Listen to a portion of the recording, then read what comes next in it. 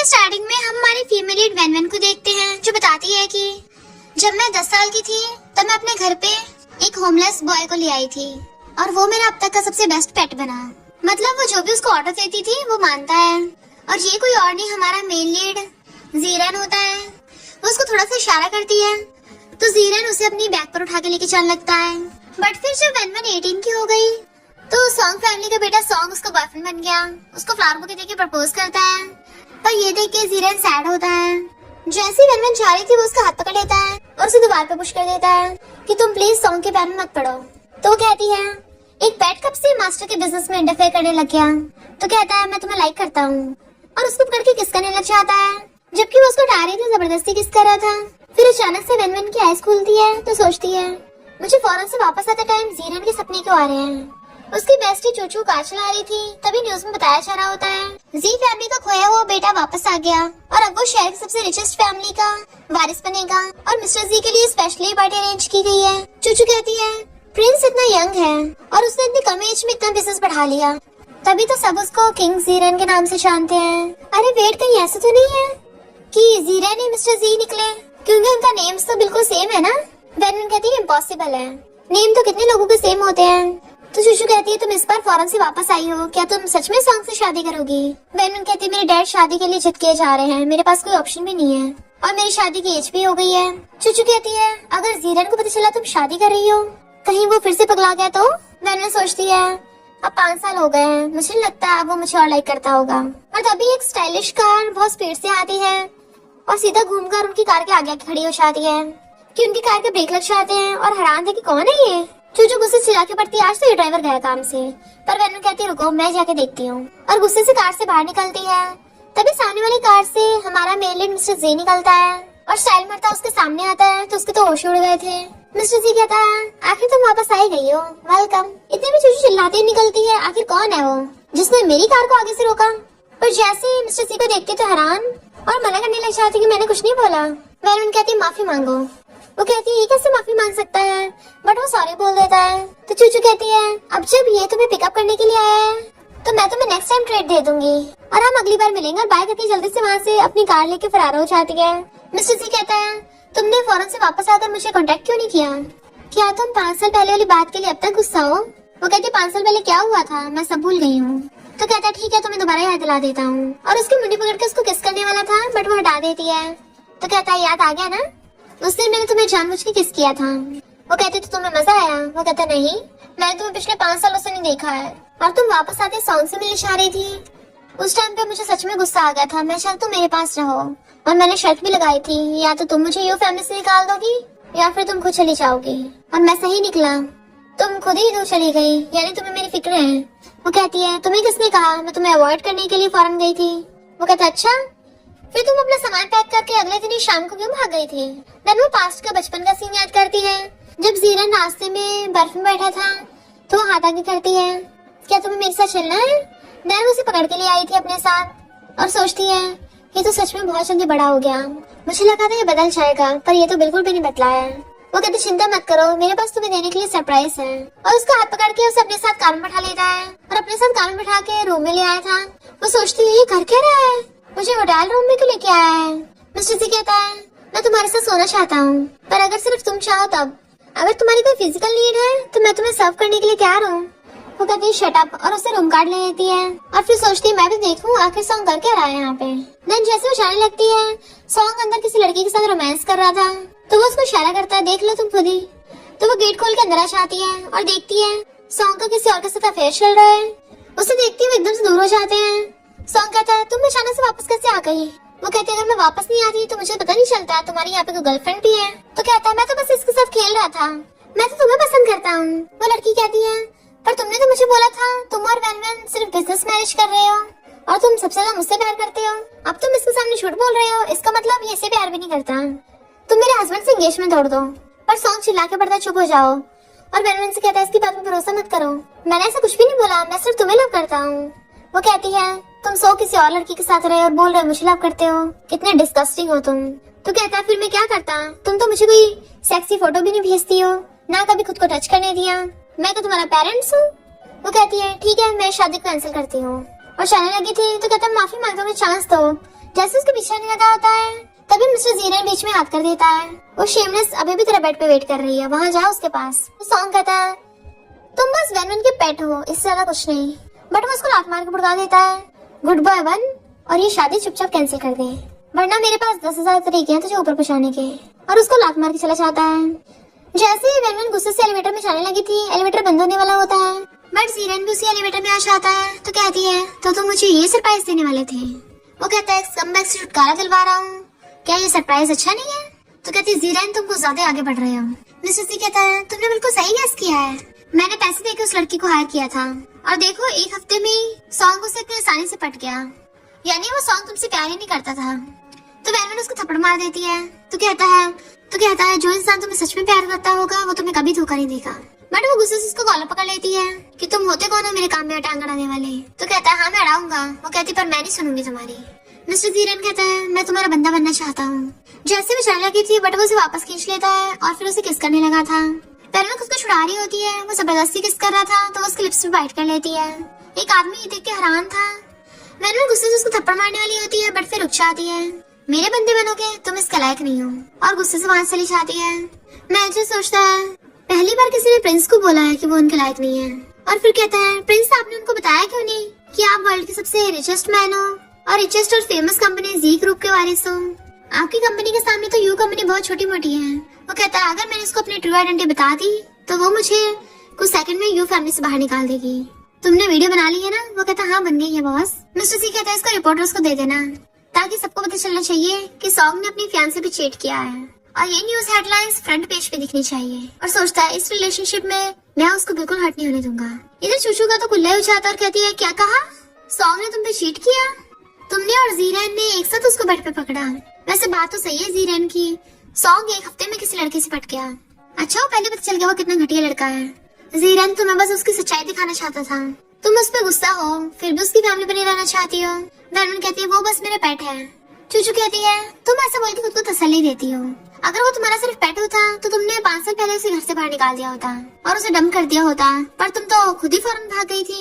मैं तुम्हें बहुत अच्छे से समझती हूँ और जानती हूँ, भले ही तुम उसके साथ बहुत बॉसी बिहेव करती हो, पर वो तुम्हें सच में दिल से प्यार करता है। वैन कहती है भला ऐसे लड़के से कौन प्यार कर सकता है जिसके साथ हम बचपन से बड़े हुए हो, क्या तुम कर लोगी? चूचू कहती है हाँ मैं तो कर लूंगी, अगर वो जीरन जितना हैंडसम हुआ तो। बस तुम्हारी सॉन्ग से शादी का क्या होगा?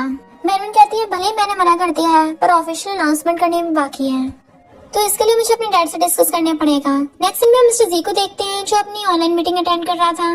बोर्ड मेंबर्स उसको कंपनी की सारी इन्फॉर्मेशन देते हैं, पर जैसे वैन आती है वो जल्दी से बंद कर देता है ताकि उसे पता न चल जाए कि वो इतनी बड़ी कंपनी का बॉस है, और कहता है प्लीज गुस्सा मत हो, मैं मानता हूँ मुझसे गलती हुई है। बट वो पूछती मेरे डैड कहाँ है? तो कहता है स्टडी रूम में।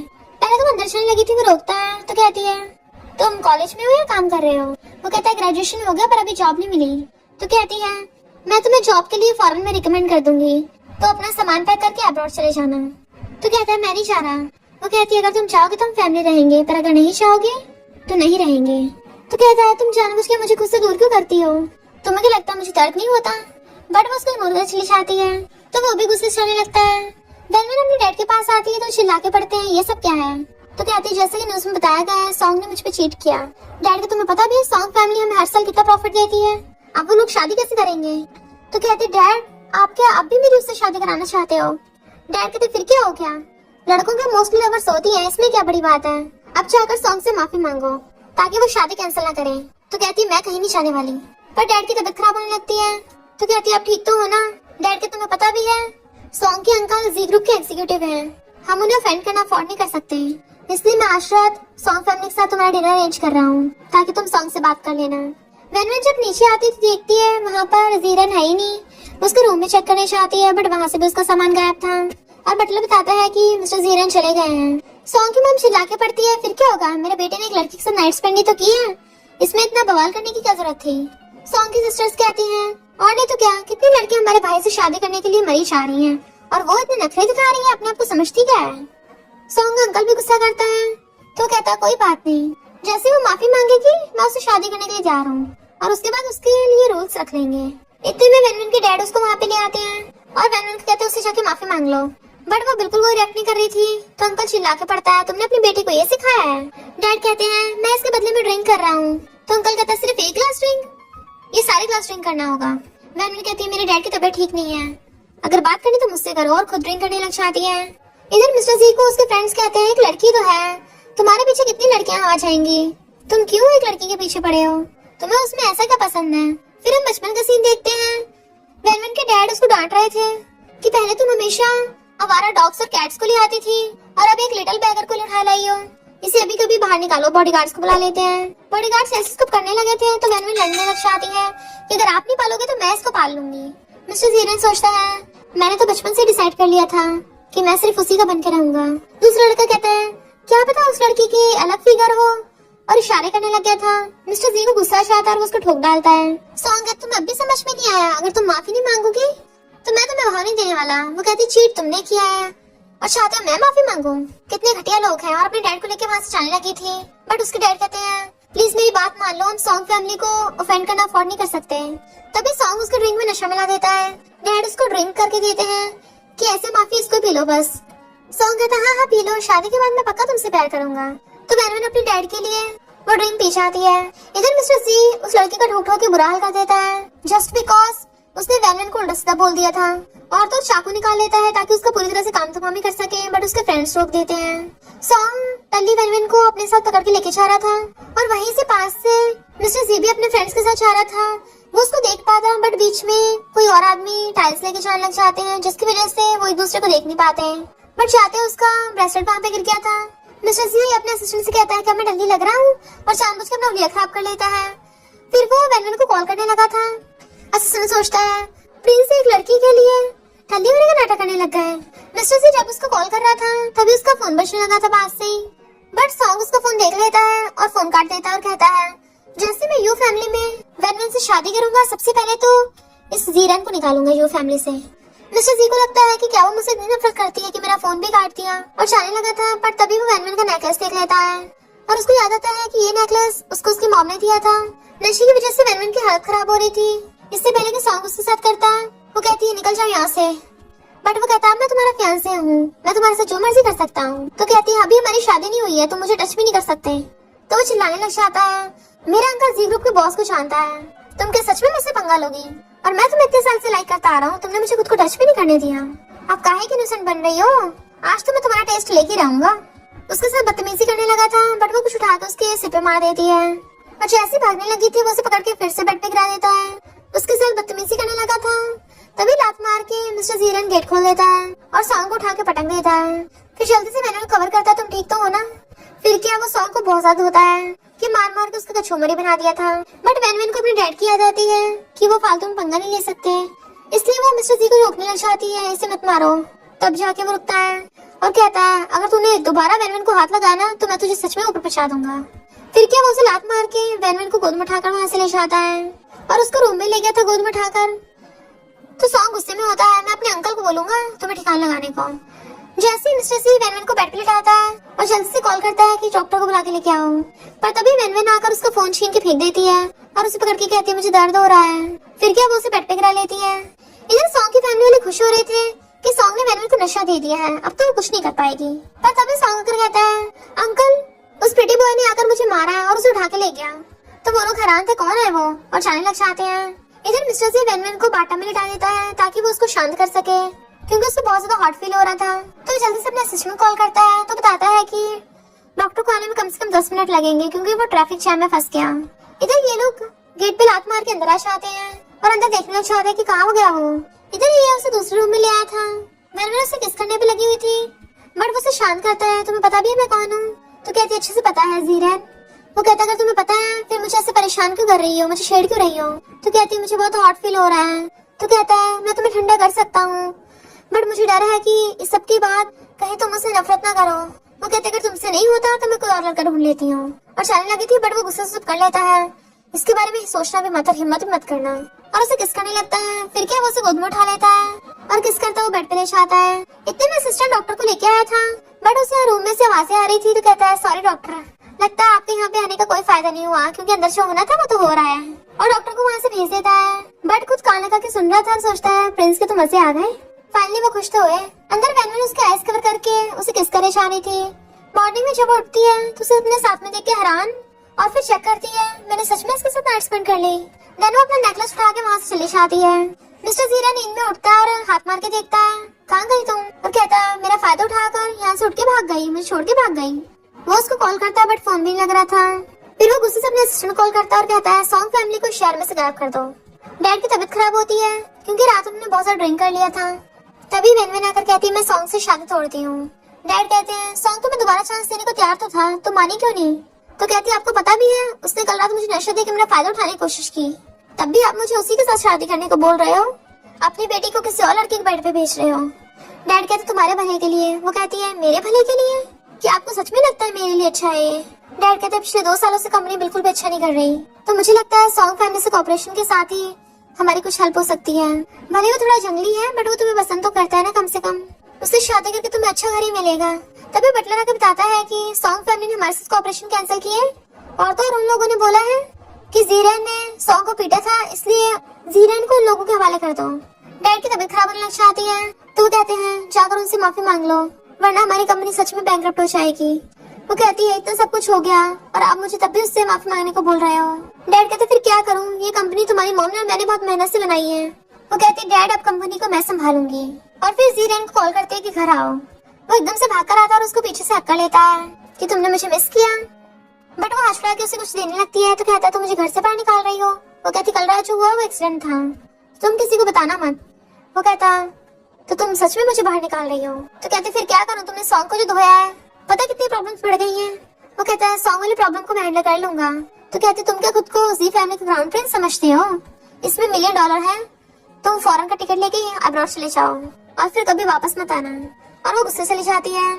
तभी मिस्टर जीरन को कॉल आता है प्रिंस आपके ऑर्डर पे सॉन्ग कंपनी के साथ बाकी सब लोगों ने कॉपरेशन कैंसिल कर दिए हैं और उसके स्टॉक प्राइस नीचे जा रहे हैं। आधे दिन में सॉन्ग फैमिली बैंकरप्ट हो जाएगी।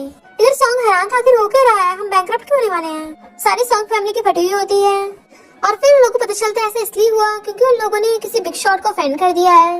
उसने सॉन्ग फैमिली को पूरे शहर में से गायब करने को ऑर्डर दिया और तो और उसके अंकल को भी जी ग्रुप से फायर कर दिया चाहता है। चुचू आकर कहती है तुम जीरन को इतना अवॉइड कर रही हो, तुम्हें इस बात का डर है कि तुमने उसके साथ नाइट स्पेंड की है या फिर इस बात का डर है कि सॉन्ग उससे इस बात का बदला लेगा? तो कहती है दोनों। चुचू कहती है मिस्टर से इतना हैंडसम है, अगर तुम दोनों साथ में सोए हो तो तुम्हें कैसा फील हुआ है? वो कहते कुछ भी फील नहीं हुआ। चुचू कहती है अगर तुम्हारी बॉडी जीरन के टच को रिजेक्ट नहीं करती इसका मतलब तुम उसे थोड़ा बहुत लाइक करती हो।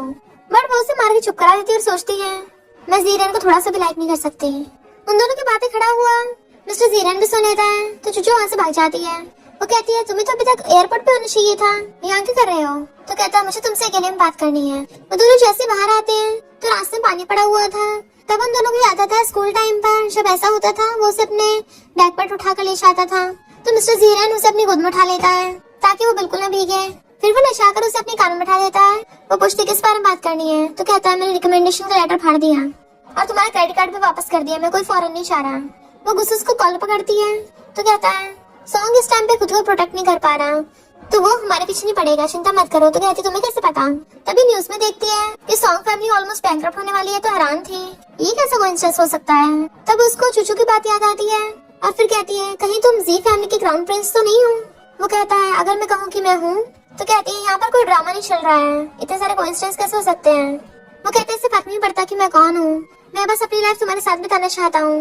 वो सोचती है अब ये कोई छोटा बच्चा नहीं रह गया, मैं इसको पेट बना के नहीं सकती, अब ये रिस्पॉन्सिबल लड़का है। और कहती है तुम्हें कोई जॉब ढूंढ लेनी चाहिए और खुद को सपोर्ट करो। फिर वो उसे कंपनी में छोड़ने के लिए आता है और कहता है मैं तुम्हें शाम को पिकअप करने आऊंगा।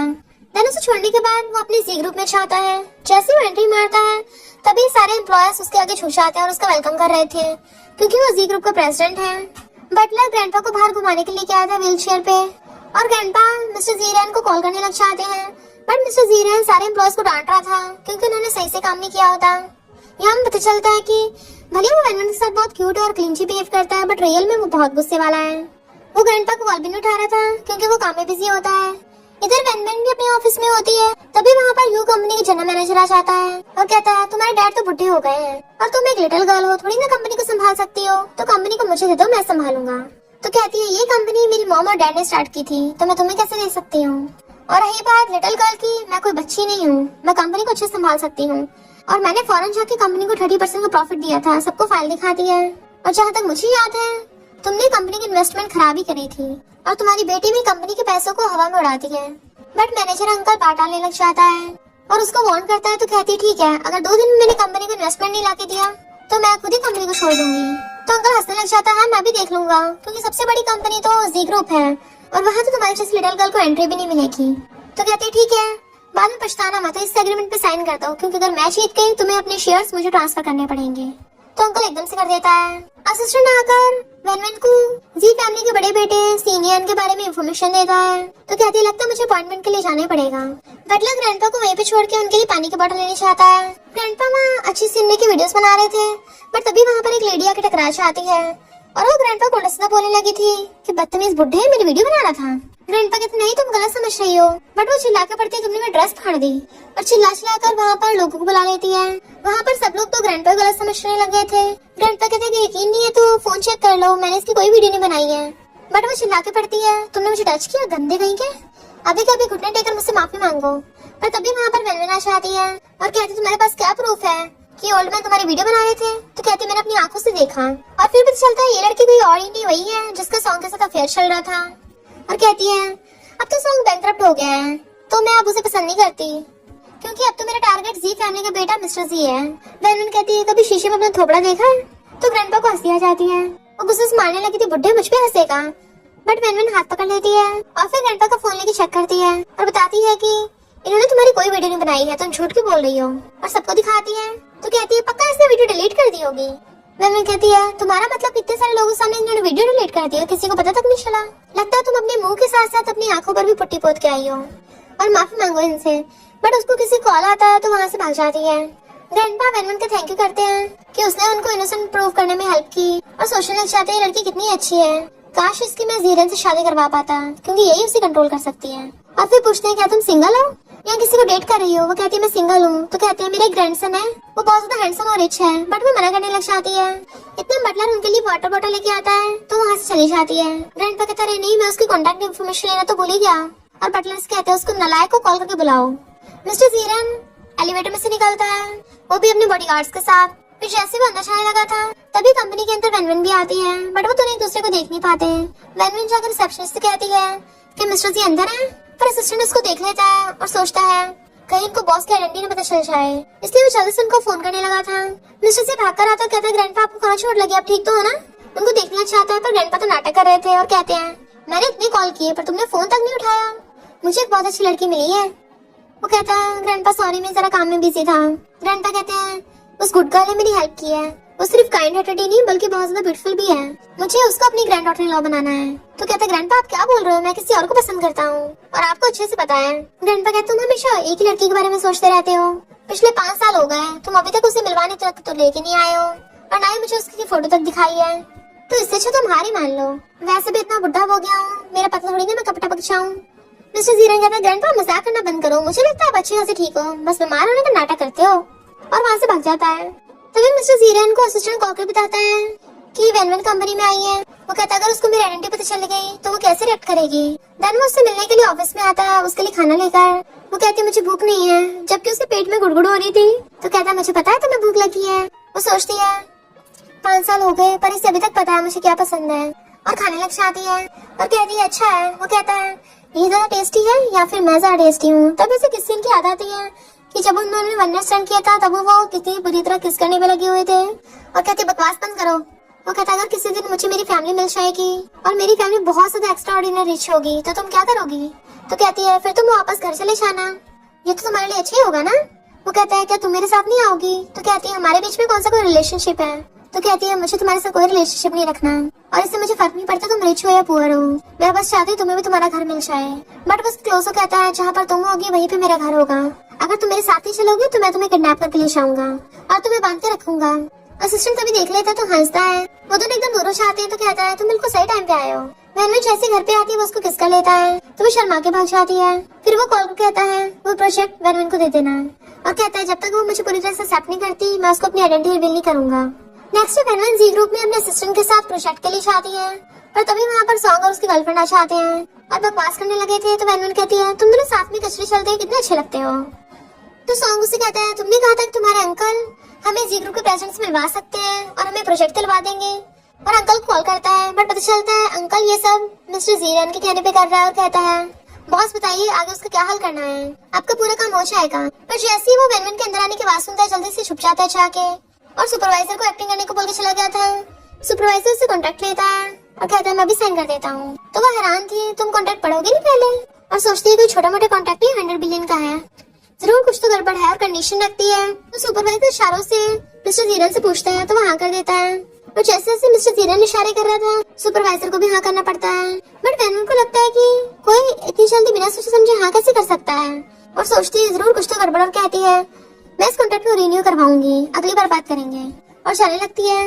सुपरवाइजर समझाने की कोशिश करता है तो कहती है तुम्हें क्या लगता है यहाँ पे स्कैम चल रहा है, और उसके मुंह पर पानी फेंके चली जाती है।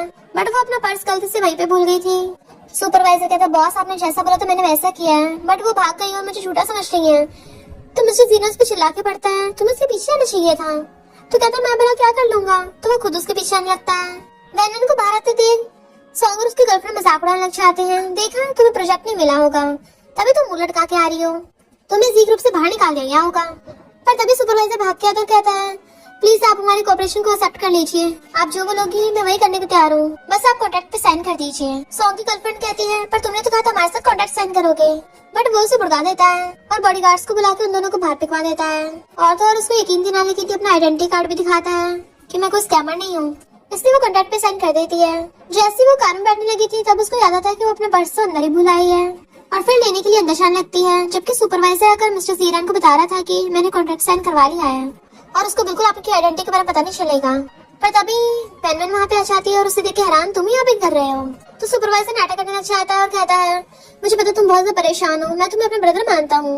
बट मिस्टर जीरन उसका हाथ पकड़ के उसे ले जाता है वहाँ से। वो कहती है तुम क्या अब उसे सब करते हो, और तुम्हें पता है मैंने सुना सुपरवाइजर गो को लड़के पसंद है, तो तुम थोड़ा केयरफुल रहना। भले मेरी कंपनी बैंकरप्ट हो जाए पर मैं नहीं चाहती तुम मेरे लिए दूसरों से भीख मांगो, और स्पेशली इस तरीके से। वो कहती है तुम्हारा मतलब क्या है, तो कहती है आगे से ये सब मत करना चाहे कुछ भी हो जाए। उसका हाथ पकड़ कहता है मैंने तो पहले कहा था हम दोनों साथ में फाइट करेंगे, पर वो आश्वासन लेती है तुम अभी छोटे हो, पर उसे पकड़ के दीवार पे लगा देता है। क्या तुम्हें मैं सच में छोटा लगता हूँ, और उसके मुंडे पकड़ लेता है। उन दोनों को रोमांस करते हुए सॉन्ग और उसकी गर्लफ्रेंड देख लेते हैं और अंदर घुस आते हैं। तो अच्छा तुम दोनों ने कोप कर लिया है। जैसे वो थप्पड़ मारने वाला था मिस्टर जीरन उसका हाथ पकड़ लेता है और उल्टा वैनवन उसके थप्पड़ मार देती है। मिस्टर जीरन तो उसको लाफ मार के भड़का देता है और वैनवन को बताता है कि मुझे लड़के पसंद नहीं है। जैसे उसकी गर्लफ्रेंड उसके थप्पड़ मारने वाली थी वैनवन हाथ पकड़ लेती है। इतने में उसकी गर्लफ्रेंड का डैडा चाहता है जो कोई और नहीं वैनवन का अंकल था। वो उस पर पैसे फेंक के चली जाती है तुम इसके लायक नहीं हो, और अपने डैड के साथ चली गई थी। बट वो पैसे उठा के रखने लग जाता है। इतने वहाँ पर सीनन आ जाता है। वैनवन ने सच में बिलियन को कॉन्ट्रैक्ट साइन करवा लिया था। अब जैसा कि उनकी डील हुई थी अंकल को कमरे छोड़ के जाना पड़ेगा, तो अंकल कहते मैं तो मजाक कर रहा था, तुमने सीरियस ले लिया। बट अंकल ने बहुत सारे बोर्ड मेंबर्स को अपनी तरफ कर लिया था। तभी वहाँ पर जू ग्रुप के कुछ एम्प्लॉयज आकर बताते हैं कि मिस्टर जी ने आपके लिए इतने सारे ऑर्डर्स भेजे हैं। तो वो हैरान थी, और फिर क्या वो अंकल और उसकी बेटी को कमरे से बाहर फेंक देती है। फिर वैनवन असिस्टेंट से पूछती है भला मिस्टर जी मुझे इतने सारे ऑर्डर्स क्यों दे रहे हैं। तो वो सोचता है अब इसको कैसे बताऊं कि क्राउन प्रिंस तो प्यार में पागल हो गए हैं, और कहता है उनको आपकी एबिलिटी बहुत ज्यादा अच्छी लगी, आप बहुत ज्यादा हार्डवर्किंग हो, इसलिए वो आपके साथ काम करना चाहते हैं, और जल्दी से वहाँ से भाग जाता है। फिर ग्रैंडपा बटलर के साथ जा रहे थे और बातें कर रहे होते हैं कि मुझे वो लड़की मिल जाए जिसने मेरी हेल्प की थी, क्योंकि मैं उसको अपने ग्रैंडसन की वाइफ बनाऊंगा। तभी वो वैनवन को देख लेते हैं और वो बताती है कि मैं यहीं पे काम करती हूँ। ग्रैंडपा कहते हैं मेरे ग्रैंडसन भी यहाँ पे है, क्या कोइंसिडेंस है, तुम मुझसे मिल सकती हो, और उसका नंबर ले लेते हैं। जैसे वो अपना नाम बताने वाली थी तभी वहाँ पर सीनन आ जाता है और वैनवन को लगता है कि ग्रैंडपा इस ग्रैंडसन की बात कर रहे हैं, और वो कहती है तुम सी फैमिली के बड़े बेटे हो, और ग्रैंडपा कहती है आप सी फैमिली के हेड हो। और फिर वो उनको साथ में कैफे में चलने की आती है, पर सीनन को तो वहाँ देख के ग्रैंडपा मना कर देते हैं कि बाद में किसी और दिन, और जाने लगे थे। तो सीनन ग्रैंडपा से बात करने की कोशिश करता है, पर ग्रैंडपा उससे सही से बात नहीं कर रहे थे। यहाँ पता चलता है कि ग्रैंडपा और सीनन के बीच में रिलेशन बिल्कुल भी ठीक नहीं है। वैनवन जब जा रही थी मिस्टर जीरन पहले से उसके लिए कार लेके खड़ा था और वेट कर रहा होता है। जैसे वो आती है उसे अपनी कार में बैठा लेता है, देन उसके सीट पे लगा देता है। वो कहती है बचपन से लेके अब तक मैंने तुम्हारे से अच्छा बिहेव नहीं किया, फिर तुम क्यों मेरी इतनी केयर करते हो। तो वो कुछ सोचने लगा था और हम पास्ट का सीन देखते हैं जब बॉयज उसको बहुत ज्यादा बुली करते थे स्कूल टाइम पे, तो वैनवन ही आके उसको पिछाती थी और फिर उस पर चिल्ला के पड़ती थी लोग तुम्हें बुली करते हैं और तुम फाइट बैक क्यों नहीं करते हो। तो कहता है तुम्हें लाइक करने के लिए मुझे किसी रीजन की जरूरत नहीं है, क्योंकि तुम्हें लाइक करने के लिए मेरे पास बहुत सारे रीजंस हैं, बट मैं फिर भी सिर्फ तुम्हें लाइक करूंगा, और आज मैं तुम्हें एक सरप्राइज देने वाला हूँ। देन वो उसे अपने साथ एक रेस्टोरेंट में लेके आता है। उसके लिए केक मंगवाता है, उसको फ्लावर बुके देता है और हैप्पी बर्थडे विश करता है। तो सोचती है मैं खुद ही भूल गई थी मेरा बर्थडे है, और सोचती है हर साल सिर्फ इसको ही याद रहता है। वो एक बॉक्स देता है, ये तुम्हारा बर्थडे प्रेजेंट है। जैसे वो खोलते है उसमें नेकलेस होता है। गर्ल्स कहती है तो पिंक डायमंड नेकलेस है और वर्ल्ड में सिर्फ एक ही है। सुना ऑक्शन में 100 मिलियन का बिका था। वैनवन को पसंद आया था तो वो खुद अपने हाथों से उसको नेकलेस बना देता है और फिर वो लोग शेयर्स करके ड्रिंक करने लगे थे। वैनवन जैसे वॉशरूम के लिए उठ के जाती है, वहाँ पर उसकी कजन और उसकी फ्रेंड आ जाती है और वो जाकर मिस्टर जीरन से कहती है मैं तुम्हें 2 मिलियन दूंगी, मुझे सर्व करने लग जाओ। वो कहता है निकल जाओ यहाँ से। तो कहती है लगता है 2 मिलियन काफी नहीं है, बताओ तुम्हें कितने पैसे चाहिए। तो कहता है क्या तुम्हें इंसानों की भाषा समझ नहीं आती, बोला ना निकलो यहाँ से। वो लड़के उसे टच करने वाली होती है बट वो हाथ पकड़ लेता है, गलती से भी हाथ मत लगा देना और तुम मुझे रखने के लायक नहीं, और उसे धक्का मार देता है। वैनवन आकर पूछती क्या हुआ तो उसके पीछे छुप जाता है, देखो ना ये अगली लड़की मुझे छेड़ रही थी। वो कहते तुमने मुझे अगली बोला, पता है मैंने कितने मिलियंस खर्च किए अपने फेस पे। वो कहता है तब भी तो बदसूरत है। तो लड़की कहती है मैं ग्रुप की बेटी हूँ और मैं इसको रख सकती हूँ, मेरे पास बहुत पैसा है। बट मिसेस जीरन उसको पकड़ लेता है कि मैं सिर्फ तुम्हारे साथ रहना चाहता हूँ। वो कहती है सुन लिया, इससे तुम में कोई इंटरेस्ट नहीं है, और उसका हाथ पकड़ के उसको अपने साथ ले जाती है। मैं गुस्से में थी, मैं उसे फरारी देने को तैयार थी, तब भी उसने हानि की। कजन कहती कोई बात नहीं, वैसे भी ये उसका पेट है और काफी ज्यादा लॉयल है। पर मैंग तो जिद पकड़ के बैठ जाती है, चाहे कुछ भी हो जाए मैं तो उसे अपना बंदा बना के रहूंगी। कजन कहती है फिर तुम मुझे जी फैमिली के प्रिंस से मिलवा दो, और सोचती है मैं उसे पटा लूंगी तो फिर तो मेरी लाइफ ऐश में जाएगी। वैनवन जा रही थी और कहती है बताओ मुझे अचानक से मैंने ऐसा क्यों बोला कि वो तुम्हें रखना चाहती है। तो कहता है शायद मेरी फेस की वजह से मैं इतना ज्यादा हैंडसम हूँ, ब्यूटीफुल हूँ, क्यूट हूँ, इसलिए वो अगली लड़की को मेरी ब्यूटी पसंद आ गई होगी। तो कहती है हर लड़की की तरफ ऐसे मत देखा करो, समझे तुम, और ना ही उनसे बात करा करो। वो कहता है क्या तुम जेलस हो रही हो। तो कहती है जेलस, वो भी मैं, नो वे। बट वो उसे मुंडी पड़ के आता है, मुझे लगता है अब तुम्हें मेरी फिक्र होने लगी है, और उसको किस कर लेता है। उसको बार बार किस करने लगा था तो उसका फेस रेड होने लग जाता है और सोचता है ये मुझे मना क्यों नहीं कर रही इस बार। वैनवन उसको टच करने लगी थी और उसको चूचू की बातें याद आने लग जाती है कि अगर तुम्हारी बॉडी उसके टच को मना नहीं करती इसका मतलब तुम भी उसे लाइक करने लगी हो। फिर क्या वैनवन उसे पकड़ के किस करने लग जाती है। मिस्टर जीरन को तो सिर्फ इशारा ही काफी था, वो उसे पकड़ के वहीं पे स्टार्ट हो जाता है किसिंग करने के लिए और उसे कार पे लेटा के किस करने लग जाता है। फिर क्या वो कार का गेट खोल के दोनों कार में घुस जाते हैं और वहीं पे स्टार्ट हो गए थे। दोनों बुरी तरह किस करने पे लगे हुए थे, तभी अचानक से वैनवन रुक जाती है। वो कहता तुमने अचानक से मुझे किस क्यों किया। तो कहती है ऐसे बस मेरा मन कर रहा था। वो कहता है इसका मतलब तुम मुझसे सेटिस्फाइड हो। वो कहती है क्या मतलब सेटिस्फाइड। बट वो उसको किस करने लग जाता है। पहले तो वो भी किस कर रही थी बट उसका फोन बजने लग जाता है तो वो उसको अचानक से रोक देती है। मिस्टर जीरन फोन उठाता है तो सिस्टम बताता है कि ओल्ड मैन खुद को हर्ट कर रहे हैं। तो वो कहता है कोई जरूरी काम है, मैं अभी आता हूँ। वो उसको अपना क्रेडिट कार्ड देने लगी थी तो कहता मुझे पैसों की जरूरत नहीं है, बट वो फिर भी उसको दे देती है कि मुझे आज बहुत प्रॉफिट हुआ है, तुम भी रख लो और थैंक यू गिफ्ट के लिए, मुझे पसंद आया। वो कहता है ठीक है मैं कार्ड ले रहा हूँ पर मुझे तुम्हें बाद में कुछ बताना है, और फिर चला जाता है। वो भी उसको बाय करके तो वो खुश होती है। इधर ग्रैंडपा मजे से बैठे हुए बनाना खा रहे थे, तभी बटलर आकर बताता है कि यंग मास्टर आ गए हैं। तो ग्रैंडपा जल्दी से अपनी एक्टिंग स्टार्ट कर देते हैं और कहते हैं मेरे इस दुनिया से मन भर गया है, मुझे ऊपर पहुँचना है, अब जीने का क्या फायदा। मिस्टर जीरन देखता है वहाँ पर बनाना खाया हुआ रखा है तो समझ आता है ग्रैंडपा की सब एक्टिंग है, और ऊपर से वो बहुत ज्यादा ओवर एक्टिंग कर रहे थे तो उसको वैसे शक हो जाता है और कहता है क्या हुआ, आप इतना टाइम क्यों लगा रहे हो, वहीं पे बैठ के बनाना खाने लग जाता है। करो करो जल्दी करो, मुझे भी तो देखना है। ग्रैंडपा कहते हैं नालायक, वो एप्पल काटने वाला था तो उसे नाइफ छीन लेते हैं। ठीक है मैं आप खुद को हर्ट करूंगा, पर वो नाइफ लेके रख लेता है और सोचता है अगर मैं सेरेमनी में गया तो पब्लिक में एक्सपोज हो जाऊंगा और वैनवन को मेरी आइडेंटिटी पता चल जाएगी। ग्रैंडपा बताते हैं कि जब तुम 6 साल के थे तुम्हारे मॉम डैड का एक्सीडेंट हो गया था जिसकी वजह से तुम हमसे खो गए थे। मैंने तुम्हें इतने सालों से ढूंढा, तुम अब जाके मिले हो। हमारी जी फैमिली का बिजनेस इतना बड़ा है, तुम नहीं संभालोगे तो कौन संभालेगा। तुम क्या चाहते हो मैं किसी आउटसाइडर को दूं। और फिर ग्रैंडपा रोने के लिए अपनी आंखों पे प्यास लगा लेते हैं। मिस्टर जीरन वहीं बैठा देख रहा था, बट फिर उसे अपने बचपन का सीन याद आता है जब उसके मॉम डैड का कार एक्सीडेंट हो गया था और वो रो रहा होता है क्योंकि कार का गेट नहीं खुल रहा था और उसने वहाँ पर सीनियर को खड़े हुए देखा था। तो कहता ठीक है ग्रैंडपा मैं सेरेमनी में जाने के लिए तैयार हूँ। फिर के ग्रैंडपा हंसने लग जाते हैं, गुड ग्रैंडसन, मैंने उस लड़की को भी पार्टी में बुलाया है तो उसको थैंक यू जरूर करना। और सोचते हैं तभी मैं इन दोनों को पैचअप करा दूंगा। जैसे उठ के जाता है बटलर कहता बॉस की एक्टिंग थी आपकी। ग्रैंडपा कहते और नहीं तो क्या, मेरे दाढ़ी और बाल ऐसे थोड़ी ना सफेद हो गए हैं। और जल्दी से वैनवन को कॉल करने लग जाते हैं उसे पार्टी में बुलाने के लिए। इधर हम देखते हैं पार्टी में कजन और मैंग भी आए हुए थे, तभी वहाँ पर वैनवन की एंट्री होती है तो वो दोनों वैसे जुड़ जाती हैं। ग्रैंडपा उससे बहुत अच्छे से बात करने लग जाते हैं। कजन ग्रैंडपा को उल्टे सीधे बोलने लगी थी कि तुम तो वही बुढ़ी हो ना जो मेरी वीडियो बना रहे थे, पर मैंग उसको थपड़ा मार देती है। तुम्हें पता भी है ये जी फैमिली के हेड है। ये सुनते कजन की तो फटने लग जाती है और वो पैरों में गिर के माफी मांगने लग गई थी, पर ग्रैंडपा सिक्योरिटी गार्ड्स को बुलाकर उसे बाहर फेंकवा देते हैं। ग्रैंडपा कहते हैं तुम चिंता मत करो, मेरा ग्रैंडसन यहाँ पे आते ही होगा। मैंने बोला था ना वो बहुत ज्यादा टाल और हैंडसम है, तुम्हें पक्का पसंद आएगा। तभी वहाँ पर जी फैमिली के यंग मास्टर की एंट्री होती है, मिस्टर जी की। सब लोग उसे देखना चाहते हैं, बट मिस्टर जीरन तो मास्क लगा के आया होता है ताकि कोई उसको पहचान ना सके, स्पेशली वेनवेन उसको पहचान ना सके। गर्ल्स बातें करने लग जाती है कि ये मास्क में भी कितना ज्यादा हैंडसम लग रहा है, बिना मास्क के तो बिल्कुल कहरी लगेगा। वेनवेन सोचती है ये काफी हद तक मुझे जीरन जैसा क्यों लग रहा है। ग्रैंडपा पूछते हो मास्क लगा क्यों आए हो, तो कहता है आपको पता है ना मैं इंट्रोवर्ट हूँ। ग्रैंडपा कहते हैं इससे मास्क पहन रखा है, जब ये हटाएगा ना तो और ज्यादा हैंडसम निकलेगा। वेनवेन जैसे उसे हैंडशेक करती है, उसको उसका टच जाना पहचाने लग रहा था, तो सोचती है इतना कोइंसिडेंस कैसे हो सकता है, और कहती है प्रिंस क्या मैं तुम्हारा फेस देख सकती हूँ। वो सोचता लगता है इसको मेरी आइडेंटिटी पे शक हो रहा है, वैसे भी मैं इस पार्टी के बाद इसको कन्फेस करने वाला था, अच्छा है अभी कर दूंगा। जैसे मास्क हटाने वाला होता है तभी मैन बीच में आ जाती है और सोचती है इसने मास्क पहन रखा है, पक्का काफी ज्यादा गई होगा। ग्रैंडपा कुछ काम से वहाँ चले जाते हैं, वो मिस्टर जी को वहाँ से जाते हुए देखती है, उसको पीछे आने लगी थी, बट मैंग उसको रोक लेती है और पूछती है वो लड़का कहाँ है जो तुम्हारे साथ था, तो कहती है वो घर पे है। वो कहती है फिर उसको कॉल करके बुलाओ ना यहाँ पे, या फिर मुझे उसका नंबर दे दो। वेनवेन कहती है इसकी कोई जरूरत नहीं है क्योंकि उसे तुम्हें बिल्कुल इंटरेस्ट नहीं है। मैंग कहती है जब उसको मेरे बारे में पता चलेगा ना वो पक्का उसे मुझसे प्यार हो जाना है, पर वेनवेन हंसने लगी थी। तो मैंग कहती है अच्छा तुम उस पूरे को अपने पास रखना चाहती हो, बताओ तुम्हें उसका कितना प्राइस चाहिए, मैं पे करने को तैयार हूँ।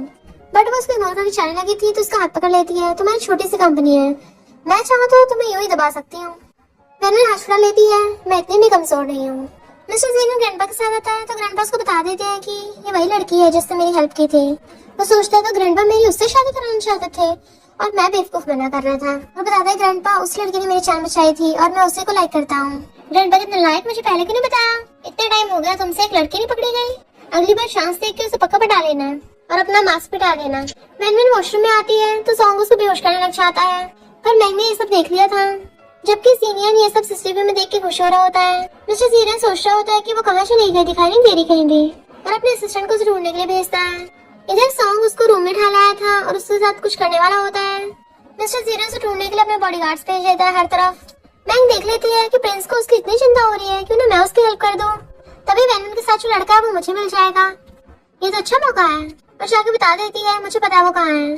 सॉन्ग उसके साथ वीडियो बनाने लगा था, जैसे कुछ करने वाला होता है तभी वहाँ पर मिस्टर जीरन आ जाता है और उसको पकड़ के वहीं धो देता है।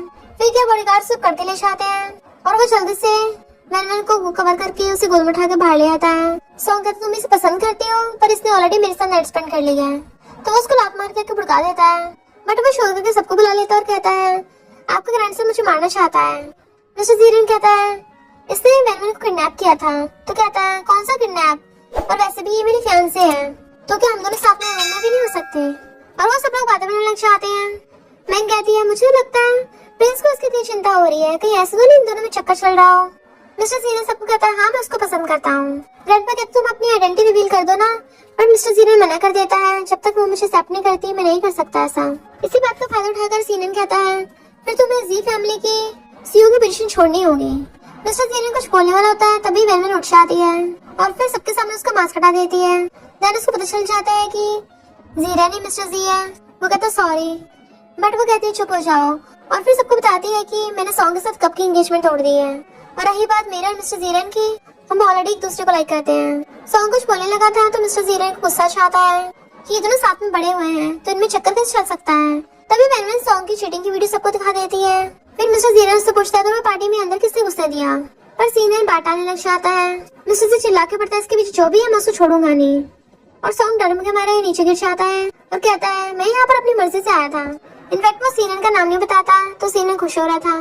फिर हम पास में देखते हैं सॉन्ग की मॉम की तबीयत बहुत ज्यादा खराब थी, तो उसने बोला था कि अगर तुम मेरा साथ दोगी तो मैं तुम्हारी मॉम का इलाज करवा के उसे बचवा सकता हूँ। इसलिए सॉन्ग ने सीनियर के साथ डील करने के लिए हाँ कर दिया था, और कहता अगर मैं पकड़ा गया तो सीनियर ने कहा था कि अगर पकड़े गए तो खुद पे इल्जाम ले लेना क्योंकि वरना तुम्हारी मॉम नहीं बच पाएगी। इसलिए वो किसी को भी सीनियर का नाम नहीं बता रहा था। मिस्टर से बॉडीगार्ड्स को बुलाकर उसको जेल में भिजवा देता है और कहता है जो भी इसके पीछे है ये मत सोचना कि तुम बच गए हो, क्योंकि अगर मुझे पता चल गया तो तुम्हारे मैं सबसे पहले बैंड बचाऊंगा। और तो वो सीनियर की तरफ गुस्से से देख रहा था। फिर वो वेनवेन को गोद में उठाकर ले जाता है, पर मैं तो ये सब देख के हैरान थी कि वही लड़का मिस्टर जी है, और कहती है चाहे कुछ भी हो जाए मैं तुम्हें पाकर रहूंगी। ग्रैंडपा तो वेनवेन को देख के बड़ा खुश होते हैं और कहते हैं पहले तुमने मेरे ग्रैंडसन की जान बचाई और मुझे भी इनोसेंट प्रूफ किया, मैं तो बहुत ज्यादा खुश हूँ।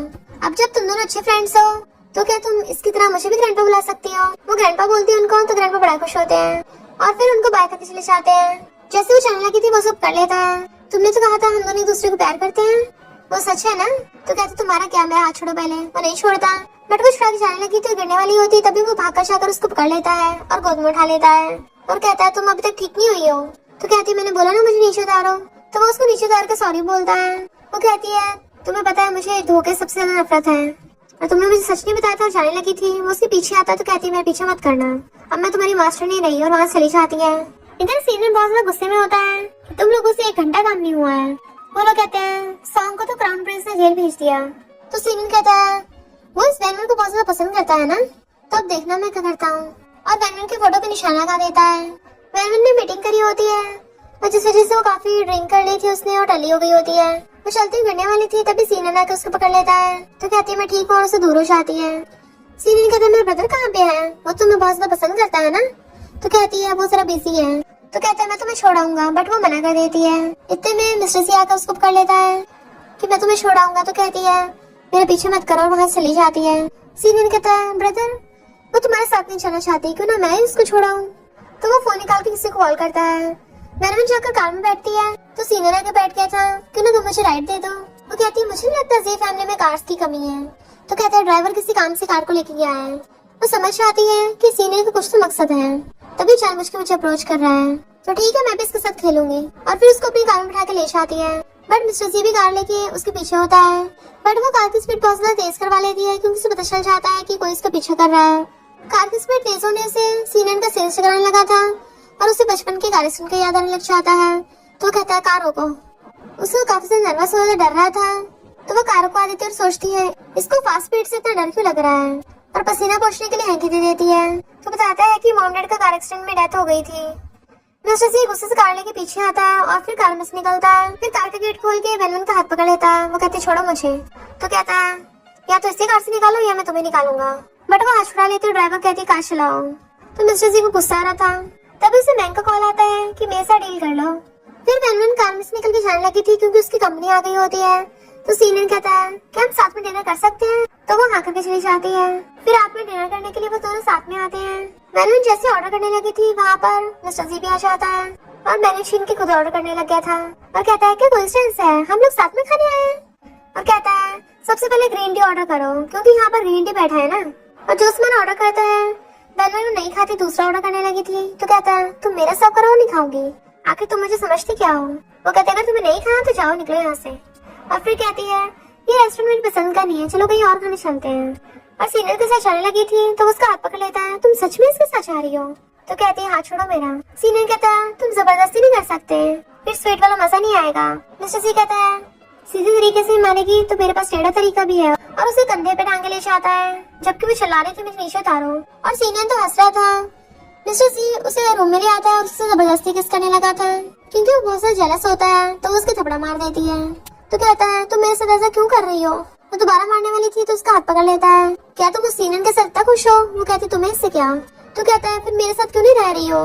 हम सालों से साथ में हैं, क्या तुम्हें पता नहीं चलता कि मैं तुम्हें इतना लाइक करता हूँ? तुम्हें पता भी है वो सीनियर किस तरह का इंसान है जो तुम उसकी बातों में विश्वास कर रही हो? वो कहती है वो जैसा भी मैं खुद पता लगा लूंगी, तुम्हें बताने की जरूरत नहीं है। वो कहता तुम कहना क्या चाहती हो, तुम सीनियर को लाइक करती हो? वो कुछ नहीं बोलती। तो कहता मैंने बस अपनी आइडेंटिटी छुपाई, तुम मेरे साथ इतना बुरा बिहेव कर रही हो, मैं बस तुम्हारे साथ रहना चाहता हूँ, इसमें क्या गलत है?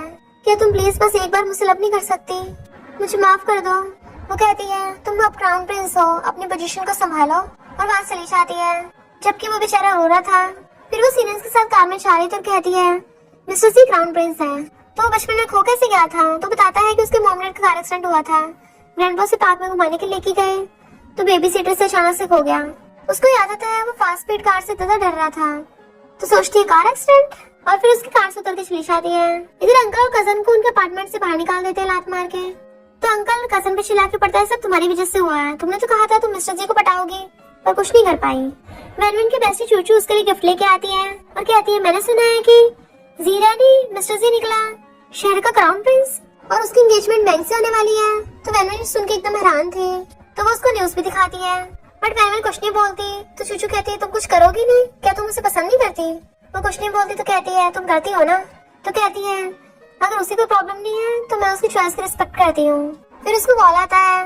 इधर मैं मिस्टर जी के साथ लंच कर रही थी और कहती है तुम कुछ खा क्यों नहीं रहे हो? वो कहता है क्योंकि हम बस बिजनेस पार्टनर्स हैं। इतने में वैनमैन भी सीनियन के साथ आ जाती है। उन दोनों को साथ में देख के ऑफ कोर्स मिस्टर जीरन को बहुत सारी जेलसी हो रही थी और वो वैनमैन को जेलस कराने के लिए जानबूझ के मैंगो नीचे से लात मारता है। वो कहती क्या हुआ? तो कहता है तुमने तो मुझे सर्व करने वाली थी, तो वो उसको सर्व करने लग जाती है और उसके मुंह में खिलाने वाली थी, बट वो कहता प्लेट में रखो। तो कहती है वो तुम्हें देख रहे हैं तो हाथ से खाओ ना। तो वो हिम्मत करके उसके हाथ से खा लेता है। सीनियन कहता है देखो ब्रदर और उसकी फियांसे साथ में कितने अच्छे लग रहे हैं। और सीनियन भी वैनमैन को अपने हाथों से खिलाने लग जाता है। ये देख के तो मिस्टर जी को बहुत ज्यादा जेलसी हो रही थी, मानो उसके अंदर से आग निकल रही हो। वैनमैन के लिप्स पे खाना लग जाता है तो सीनियन साफ करने लग जाता है। मिस्टर जी से ये सब बर्दाश्त नहीं हो रहा होता। तभी थोड़े टाइम बाद सीनियन उसके लिए फ्लावर बुके मंगवाता है और उसे देख के कन्फेस कर देता है कि मैं तुम्हें पसंद करता हूँ। बट वैनमैन के रिएक्ट करने से पहले मिस्टर जीरन वो फ्लावर बुके ले लेता है और कहता है मैं भी अपनी फियांसे को रेस्टोरेंट में लेके आया था, मैं उसके लिए गिफ्ट लाना तो भूल ही गया, तो मैं ये ले लेता हूँ ताकि अपनी फियांसे गिफ्ट कर सकूँ। और जाके बैंक को देने लग जाता है। वो कहती है मुझे इनसे एलर्जी है। तो कहता है चुपचाप रख लो इसको। तो उसको मजबूरी में लेने पड़ते हैं। सीनियन कहते मेरे भाई ने ले लिए। तो कहती कोई बात नहीं, पर कन्फेस से पहले मुझे लगता है हम दोनों को एक दूसरे को जान लेना चाहिए। और दोनों वापस अपनी अपनी सीट पर बैठ जाते हैं। मैंग मिस्टर जी को धीरे से कहती है अगर तुमने मुझे मेरी मेंटल फीस पे करने के लिए 10 मिलियन नहीं देना फिर देखना मैं सच में सच बता दूंगी। मैंने जैसे बाहर जाती है वो आकर कहता है लगता है तुम्हारी मेरे भाई के साथ कुछ ज्यादा अच्छी रिलेशनशिप है। वो कहती है तुम और तुम्हारी फियांसे की भी तो काफी बन रही है ना, जब तुम दोनों शादी करोगे मुझे इन्विटेशन कार्ड देना मत भूलना। पर मिस्टर जी से पकड़ के किस करने लग जाता है और कहता है मेरी मैंग के साथ एंगेजमेंट फेक है, वो तो बस मेरे साथ बिजनेस करना चाहती है, वरना मैं तुम्हें सबसे ज्यादा लाइक करता हूँ। वो कहती मैं भी, और दोनों एक दूसरे को हक कर लेते हैं। तो कहता सॉरी मैं आगे तुमसे कभी छूट नहीं बोलूंगा, पर सीनियर बहुत ज्यादा डेंजरस है, तुम उससे दूर रहना। वैनमैन कहती है मुझे लगता है सीनियर मेरा फायदा उठाना चाहता है, पर मैं सोच रही थी कि मुझे उल्टा उसका फायदा उठाना चाहिए। तो कहता है मेरे मॉम डैड के करेक्शन में मुझे लगता है कि इस सब में उसका हाथ है, इसलिए तुम उससे दूर रहना, तुम खतरे में पड़ सकती हो। मुझे जी फैमिली की नहीं तुम्हारी सेफ्टी की फिक्र है।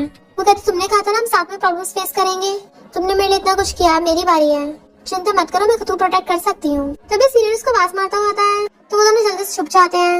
फिर वैनमैन बाहर आती है और सीनियर के साथ आने लगी थी। तो कहता तुम्हें इतना टाइम कैसे लग गया? वो कहती है मैं थोड़ा मेकअप करने लग गई थी ना। फिर वो कहती है क्या मैं तुम्हारे घर पे चल सकती हूँ? वो कहती इतनी रात हो गई, तुम क्या इशारा करना चाहती हो? तो कहती नहीं तो मैं बस तुम्हें जानना चाहती हूँ। तो कहता ठीक है और उसे अंदर ले जाता है। फिर उसको कॉल आ गया था तो वो कॉल पिकअप करने के लिए जाता है, बट वैनमैन जल्दी से वहाँ की तलाशी लेनी स्टार्ट कर देती है और उसके लैपटॉप का डाटा अपनी यूएसबी में कॉपी कर लेती है। इतने में सीनियर उसको आवाज मारता हुआ वहाँ पे आ जाता है और गेट खोलने वाला था इससे पहले कि वो पकड़ी जाती, बट उसने लैपटॉप बंद कर दिया था और नाटक करने लग जाती है कि मेरा इयरिंग नीचे गिर गया था, उसे वो ढूंढ रही थी। और जैसे चलने लगी थी वो उसे पकड़ लेता है कि तुम खुद ही मेरे पास आई हो। मैंने उसको मार के बेहोश कर लेता है। फिर नेक्स्ट में उसकी आइज खुलती है तो उसको गुंडों ने पकड़ रखा था और कोई और ने उस गुंडों के साथ उसका अंकल भी मिला हुआ होता है। वो लोग उसके यूएस पे छीन लेते हैं। मिस्टर को जैसे पता चलता है उसका किडनैप हो गया, वो जल्दी से भागता है और वो उसको बचाने के लिए अकेला ही आ गया था। अंकल उसको चाकू दिखाकर डराता है कि अगर तुम घुटनों पर नहीं बैठे तो इस लड़की का काम तमाम कर दूंगा। और मिस्टर जी सच में घुटनों पर बैठ जाता है। मिस्टर जी कहता तुझ में तो इतनी हिम्मत है नहीं कि तू अकेला ये सब कर ले, तेरे पीछे जरूर कोई मिला हुआ है, बताओ उसने कितने पैसे दिए, मैं 10 टाइम्स दूंगा। बट अंकल आके उस गर्दन पे चाकू रख लेता है। तुम क्या उस लड़की को इतना प्यार करते हो तो उसके बदले अपनी जान देना। बट मिस्टर जी उसको ठोक डालता है और उसके बॉडीगार्ड्स को भी धो देता है। अंदर से सीनियर सब देख रहा था, वो और गुंडों को भेजता है पर उसने सबको धो दिया था। एक गुंडा अगर उसके चाकू मार देता है, मिस्टर जी गुंडों को तो धो देता है पर वो वहीं पे गिर गया था और उसकी आइज बंद हो जाती है। सीनियर लगा कहता है तुम्हारा काम तमाम तो हो गया, बट मिस्टर जी की तभी आइज खुलती है और कहता है ब्रो तुम पकड़े गए। और फिर उसने अपने वहाँ पे बॉडीगार्ड्स बुला लिए थे जो आकर उसको और उसके गुंडों को पकड़ लेते हैं और वैनमैन की रस्सी खोल के उसको बचा लेते हैं। सीनियर एकदम हैरान था ये सब क्या है। मिस्टर जी अपने कपड़ों में से ब्लड का पैकेट निकालता है कि मुझे चाकू लगा नहीं था, मैंने बस नाटक किया था। और इनफैक्ट वैनमैन ने पहले उसको मैसेज पे सब बता दिया होता है, इसलिए उन दोनों ने एडवांस में प्लान बना रखा था। सीनियर उसके पैर पकड़ के अंकल पे आरोप लगाने लग जाता है कि इसने मुझे कहा था, बट वो उस पे आरोप लगाता है। दोनों एक दूसरे का भेद खोल देते हैं। इतने में ग्रैंडपा आ गए थे और सीनियर कहते हैं मैं तुमसे बहुत ज्यादा डिसअपॉइंट हूँ। वो उनके पैरों में पकड़ के माफी मांगता है पर ग्रैंडपा उसको धक्का मार देते हैं। तो सीनियर गुस्से में बता देता है कि उस कार एक्सीडेंट में मेरे ही हाथ था। ग्रैंडपा गुस्सा चाहता है और मिस्टर जी उसको नीचे फेंक देता है, जबकि सीनियर तो पूरा पागल ही हो गया था और कहता है चाहे मैं जितना मर्जी ट्राई कर लूं, मुझे रियल बेटे का भी हक नहीं दिया, इसलिए मैंने ऐसा किया। तो बटलर गुस्से में बताता है कि तुम्हें पता भी है तुम दुश्मन के बेटे थे, फिर भी जी फैमिली ने तुम्हें अडॉप्ट किया और अपने बेटे की तरह पाला और तब भी तुमने ये सिला दिया। तब जाकर सीनियर को अपनी गलती का एहसास होता है कि उसने हमेशा लोगों को गलत समझा। बट मिस्टर जी के ऑर्डर पे बॉडीगार्ड्स उसको पकड़ के ले जाते और पुलिस के हवाले कर देते हैं। इधर डैड को पता चलता है कि वैन कंपनी को मेहनत करके काफी आगे तक ले गई है, तो वो खुश होते हैं और उन्हें अपनी गलती का भी एहसास होता है कि पहले उन्होंने अपनी बेटी को फोर्स किया था। तभी वहाँ पर वैन मिस्टर जी के साथ आती है और दोनों उनको बता देती हैं कि हम एक दूसरे को लव करते हैं। मिस्टर जी कहता है मैं पूरी लाइफ आपकी बेटी का ध्यान रखूंगा। तो डैड को उनका रिश्ता मंजूर था और उनका हाथ पकड़ के एक दूसरे के हाथ में पकड़ा देते हैं कि मुझे तुम पे भरोसा है, और बटलर भी उनके लिए फिंगर हट बना देता है। फिर वो सब लोग मिस्टर जी के पेरेंट्स की ग्रेव पे जाते हैं तो बताता है कि मैंने आप लोगों को बदला ले लिया है और वो गुनहगार जेल में है। वैन उसका हाथ पकड़ लेती है कि मॉम डैड मैं इसकी वाइफ हूँ और हमेशा आपके बेटे का ध्यान रखूंगी। ग्रैंडपा और बटलर उनको इशारा करते वहाँ से भाग जाते हैं। तो वो कहता है कि अब हम दोनों रिलेशनशिप रख सकते हैं। वैन उसको रिंग दिखा के प्रपोज करती है और तो और उसके सामने घुटन बैठ गई थी कि क्या तुम मुझसे शादी करोगे। वो तो खुशी के मारे फूल ही पड़ा था और नीचे बैठकर हाँ कर देता है, खुद भी रिंग पहन लेता है और उसको पहना देता है। उसकी खुशी का तो कोई ठिकाना ही नहीं था और उसको किस कर लेता है। और इसी के साथ इस स्टोरी का एंड हो जाता है। अगर आपको ये स्टोरी पसंद आई हो तो लाइक शेयर और कमेंट करते जाना। तो बस थोड़ा सा इंतजार करना, फिर मिलेंगे न्यू स्टोरी में।